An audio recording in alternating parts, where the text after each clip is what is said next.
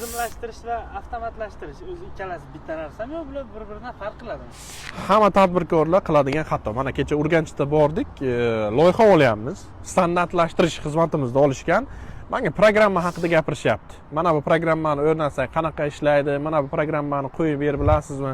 Akademiyamiz siz bilan biza standartlashtirish, ya'ni tizimlashtirishning bir qismi haqida gaplashyapmiz. Avtomatizatsiya bu shunchaki oldin to'yga chiqqansiz, to'yga e'lon qilgansiz, uyma-uy yurib, hammani eshigini taqillatgansiz.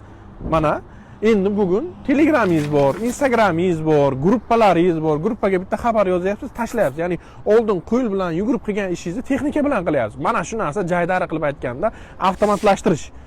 U odam emas, u turib, masalan, o'zidan o'zi yugurib kelib hisobotlaringizni yozib, hisobotlaringizni yasab yoki sotuv ma'lumotlaringizni qo'shib chiqa olmaydi. Bu narsa avtomatlashtirish shunchaki bir ma'lumotlarni, informatsiyalarni bir joyda yig'ib beradigan, bir ma'lumotlarni ko'ra oladigan instrument. Xuddi telefoningizga o'xshab, alo qilish uchun ishlatyapsiz. Oldin bag'ir-chaqir qilib uyga borib gaplashardingiz, hozir buni ishlatyapsiz. Tizimlashtirish bu siyli boshqaruv.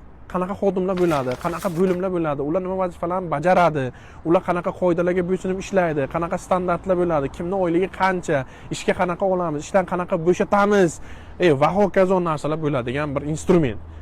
Tizimlashtirish birinchi qilinadi, keyin uni avtomatlashtirsa bo'ladi yoki tayyor programma qo'ysa bo'ladi. Bunaqa yolg'onlarga ishonib, safsatalarga ishonib vaqtingizni o'tkazmang.